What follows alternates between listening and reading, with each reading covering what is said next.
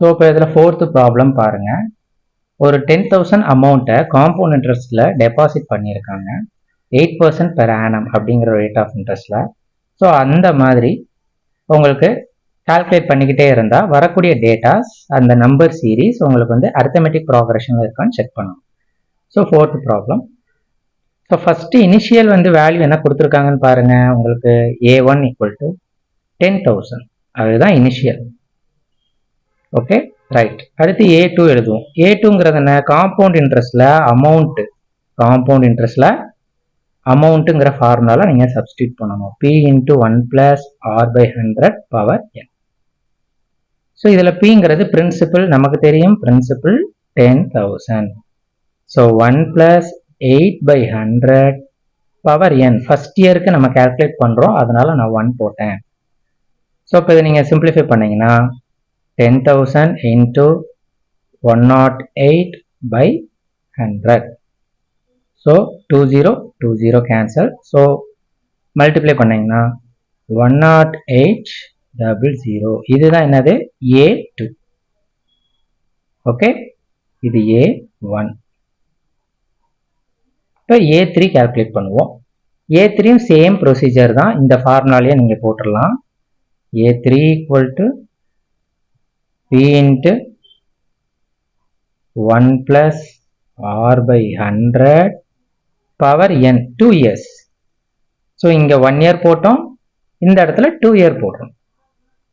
இப்போ இது 10,000 × 108/100 × 108/100 கேன்சல் பண்ணிடலாம். 20 20 20 20. ஸோ எவ்வளோ வருது உங்களுக்கு? A3 = 108 × 108. 108 × 108 உங்களுக்கு எவ்வளோ வரும்? 11,664. 11,664. ஸோ இது A3. இப்போ நம்ம செக் பண்ணிடலாம். எப்படி? D சேமா இருக்கணும், அந்த கண்டிஷனை கன்ஃபார்மாக நீங்கள் எழுதிருங்க. D must be same அப்படிங்கிறத எழுதணும்.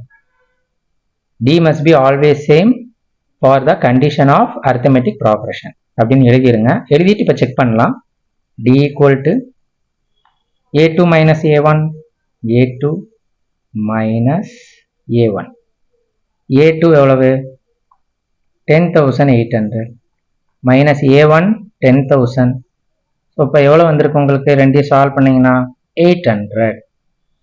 செக் பண்ணலாமா? அடுத்து அதே மாதிரி தான் D = A3 - A2. A3 - A2. A3 எவ்வளோமா பாருங்க students? 11,664 minus A2. A2 how much? 10,800. So how much? ரெண்டு மைனஸ் பண்ணீங்கன்னா 4. அடுத்து 6. அடுத்து என்ன வரும்? 16. 16ல போனா 864. ஸோ பார்த்தீங்களா? இப்போ உங்களுக்கு டிஃபரெண்ட்டாக வருது. The value of D is not same. So this problem is not under arithmetic progress அப்படின்னு சொல்லி நீங்கள் சம்ம முடிச்சிடலாம். ஓகே, வாங்க நாம நெக்ஸ்ட் ப்ராப்ளத்துக்கு போகலாம்.